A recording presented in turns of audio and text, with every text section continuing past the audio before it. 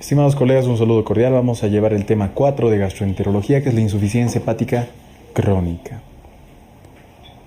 Tenemos que tener en cuenta el concepto de qué es insuficiencia hepática crónica, que nosotros lo vamos a ver como cirrosis. Y pues lo único que tenemos que saber es que es la formación o el desarrollo histológico de nódulos que van a estar rodeados por bandas fibrosas, como podemos ver acá en el gráfico, ¿no? ¿Y esto por qué se va a ir dando? Es por un daño hepático que se ha ido sufriendo de manera continua, de forma crónica.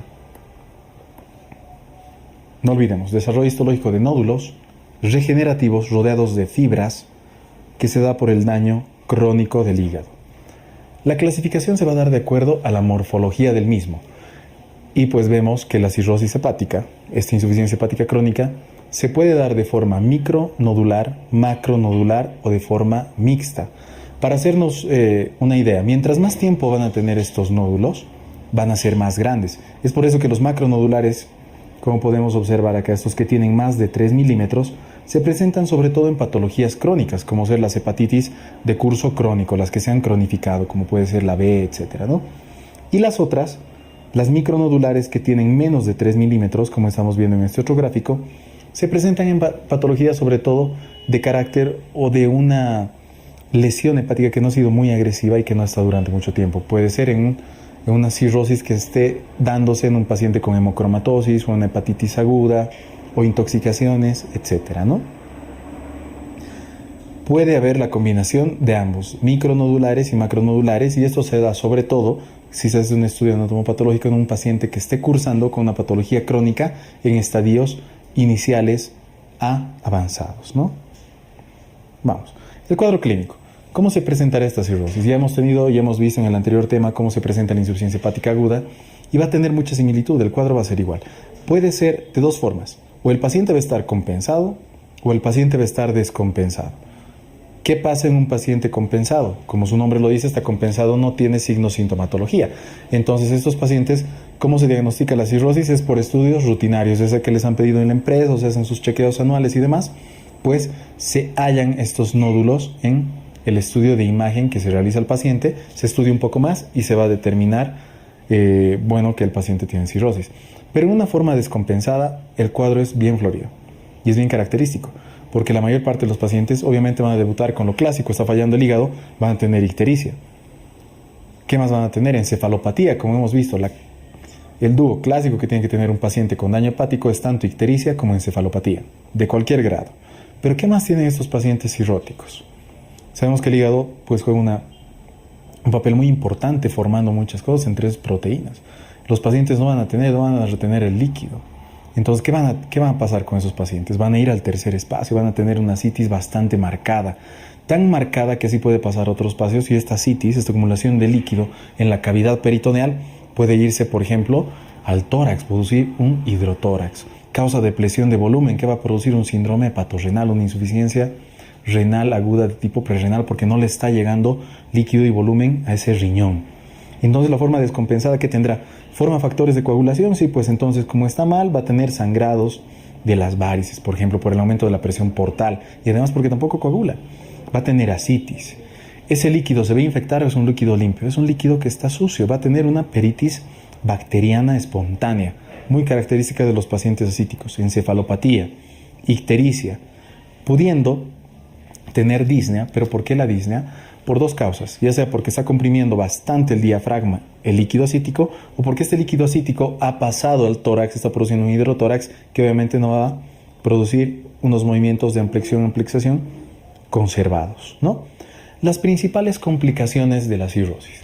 Ya sabemos el concepto, ya sabemos cómo se presenta la cirrosis, si es compensada o descompensada, pues veamos cómo se complica la cirrosis. Sangrado de las varices. ¿Para qué una varice esofágica? Pensemos un poco. El hígado tiene los sinusoides, la presión de ese vaso sanguíneo se va a llamar la hipertensión, la presión portal. Si aumenta mucho la presión portal, ¿qué va a pasar? Pues obviamente va a aumentar el retorno, se van a ingurgitar esas varices y pueden sangrar, ayudadas a la vez porque este paciente no está formando factores de coagulación. Entonces, ese sangrado varicial, cuando hay un gradiente de presión portal mayor a 12 milímetros de mercurio, se hace presente. Otros factores que favorecen la aparición es que el paciente tenga ascitis, una ictericia bien marcada, el gradiente que les había mencionado y pues puntos rojos sobre las varices. Si es que se hace una endoscopía a un paciente cirrótico y se ven estos signos, bueno, tú al hacer la inspección ya ves que está ascítico, que está ictérico, pero si le das una endoscopía y tiene puntos rojos y además tiene una clasificación de Child-Pugh elevada, como puede ser un Child-Pugh B, es bastante sugestivo de que este paciente va a sangrar. Entonces se hace un tratamiento profiláctico, sobre todo con beta-bloqueantes. Ascitis, síndrome hepatorenal. Hemos dicho, retiene líquido en el tercer espacio en la cavidad peritoneal. Ese líquido retenido obviamente va a disminuir el volumen, le va a llegar menos perfusión a nivel del riñón y pues va a tener una insuficiencia renal el paciente. Además, por todos los otros tóxicos que están en la sangre que llegan al riñón pueden producir una necrosis tubular aguda, ¿no? Encefalopatía hepática por la retención de amonio y una descompensación hidroelectrolítica y otros tóxicos de la sangre, puede existir una encefalopatía que se da directamente por problemas hepáticos. Hidrotórax hepático por lo que les había mencionado, el líquido que atraviesa la cavidad. Y la complicación más grave que podríamos así llamar es el carcinoma hepatocelular, presente en los pacientes con cirrosis avanzada y no tratada, ¿no? Diagnóstico. Si es compensada, pues es un diagnóstico de rutina que has estado realizando una ecografía, que has visto nódulos. Estos nódulos tienen la característica de estar rodeados por bandas fibrosas, el paciente tiene hipertensión, que es yo, le puedes diagnosticar de cirrosis. Y de la forma descompensada, un paciente que acude a tu consulta, haces una historia clínica, puede tener hábitos alcohólicos, qué sé yo, pero estás viendo que el paciente está con ascitis, que está amarillo, que el paciente tiene cierto grado de encefalopatía y sangrados, etcétera, puedes pensar en cirrosis, realizar los estudios, realizar un estudio de imagen y puedes comprobar de que el paciente tiene estos nódulos de regeneración rodeados de las bandas fibrosas y diagnosticarlo de cirrosis o insuficiencia hepática crónica. Estadificación. De acuerdo a si el paciente está teniendo ascitis o no, lo vamos a clasificar en 4 grados. En los 2 primeros, vamos a ver que hay ausencia de varices esofágicas, mejor dicho. Varices y ascitis. Como podemos ver en el estadio número 1, hay ausencia de varices esofágicas y ascitis, pero solamente un 1% de probabilidad de mortalidad al año. En el estadio 2 ya vamos a tener varices, pero no hay hemorragia. El paciente está con ascitis y la mortalidad aumenta a un 3 a 4%. En el estadio 3 tenemos ascitis, ya sea o no haya varices, pero ya hay ascitis, y el paciente tiene una mortalidad del 20% al año. Y en el estadio 4 hay hemorragia, la varice ya está sangrando, no va a presentar ascitis, pero como ya hay una hemorragia variceal, que es una complicación bastante peligrosa dentro de estos pacientes, tiene una probabilidad o una mortalidad del 57% al año. Recordemos, no debemos olvidarnos todo esto, vamos a hacer una repasada más. Estadio 1, no hay varices, sí tiene ascitis, pero la mortalidad es baja. Estadio 2, si hay varices, no están sangrando, el paciente tiene ascitis, tiene una mortalidad relativamente baja del 3 a 4%. 3, si está con ascitis, si está con la ausencia, bueno, no está con varices, tiene una mortalidad del 20%, si está ascítico. En el estadio 4, hemorragia, no tiene ascitis, pero sí hay hemorragia, por eso la mortalidad aumenta un 57% de forma anual. Hay una clasificación que es la de Child-Pugh para ver el grado de lesión hepática y la repercusión que va a tener en el paciente. Y pues vamos a dar 1, 2 y 3 puntos de acuerdo a varios parámetros. Entre ellos va a estar las proteínas, va a estar la albúmina, va a estar si es que hay o no hay ascitis, va a estar los niveles de bilirrubina, los grados de encefalopatía y el tiempo de protombina. Y se les da la puntuación así. La albúmina solamente se le da un punto si está mayor a 3.5. Si está de 2.8 a 3.5 se le da 2 puntos. Y si está muy baja, menor a 2.8, pues se le da una puntuación de 3. La ascitis, no tiene ascitis. Si tiene una ascitis controlable o si tiene una ascitis refractaria, 1, 2 o 3 puntos.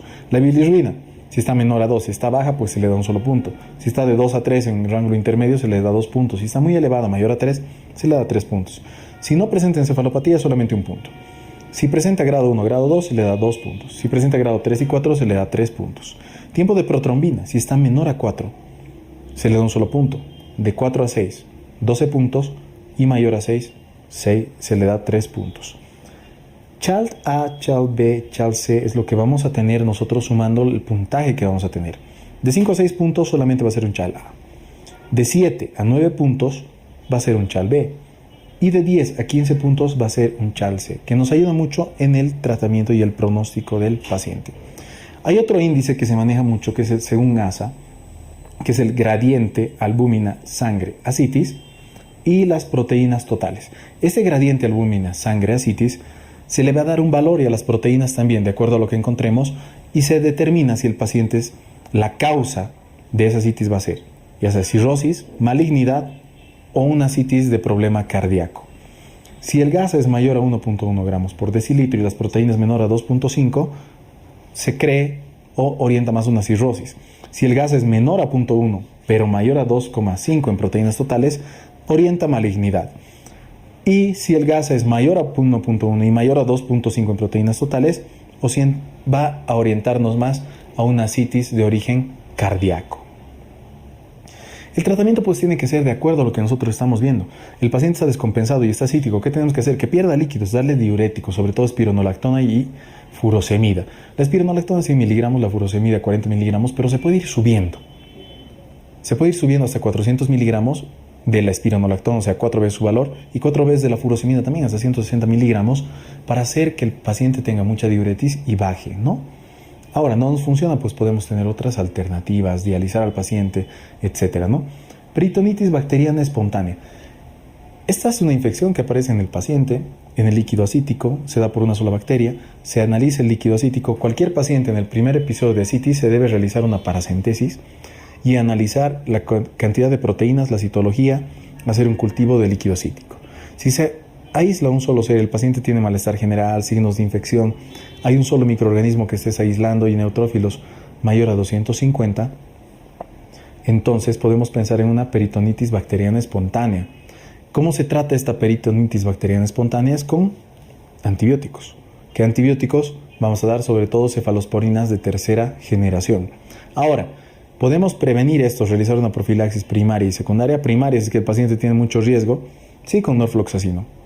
Y podemos realizar una profilaxis secundaria si es que el paciente ya supera una peritonitis bacteriana espontánea, sí, también con norfloxacino. ¿Ya? Las varices esofágicas,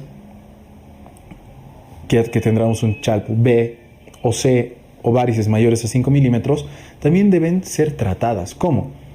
Con inyecciones de somatostatina, terlipresina, que son vasoconstrictores, también poniendo bandas elásticas para disminuir, para apretar estas varices esofágicas, y pues realizando el tratamiento con betabloqueantes, sobre todo propanolol. La encefalopatía, pues a este paciente se le tratará, se le dará antibióticos, se aumentará la frecuencia catártica con lactulosa, etcétera, para que esos componentes no estén en el tracto, sino se vayan eliminando. Síndrome hepatorenal, lo propio, que habrá que hacer para paracentesis al paciente y darle volúmenes, corregir la cantidad de volúmenes del cuerpo para perfundirse el riñón y que se pueda contrarrestar esta ira. Hidrotórax hepático, se corrige el problema de base y se va a corregir el mismo. Carcinoma hepatocelular, hay un protocolo de tratamiento en el tipo de carcinoma hepatocelular, también se hace una clasificación y pues se trata al paciente, ya sea con técnicas de ablación, radiofrecuencia, se puede utilizar sorafenib, que es un fármaco que está siendo muy utilizado en la actualidad para tratamiento, de acuerdo a la clasificación en la que es el paciente y también el tratamiento quirúrgico, ¿no? Como podemos ver, este tema de cirrosis o insuficiencia hepática crónica tenemos que abordarlo solo de esa manera. Es un tema bastante susceptible de ser preguntado, pero enfoquémonos en el concepto, en que si es compensado o descompensado, cuándo tengo que sospechar de una cirrosis descompensada, cuál es el agente etiológico más frecuente que no había mencionado, pero no es el alcoholismo, es el virus de la hepatitis C en realidad a nivel mundial. El alcoholismo también influye mucho. Y cómo vamos a tratar a los pacientes, tanto los compensados, que tenemos que hacer un seguimiento anual para ver cómo está el hígado, y los descompensados, tratando más que todo las complicaciones, la citis, la cirrosis, la peritonitis bacteriana espontánea, la encefalopatía, el hidrotórax, el síndrome hepatorenal. Es así como tenemos que abarcar. Es la cantidad de información suficiente de cara al examen, ¿no? Nos veremos en un siguiente tema.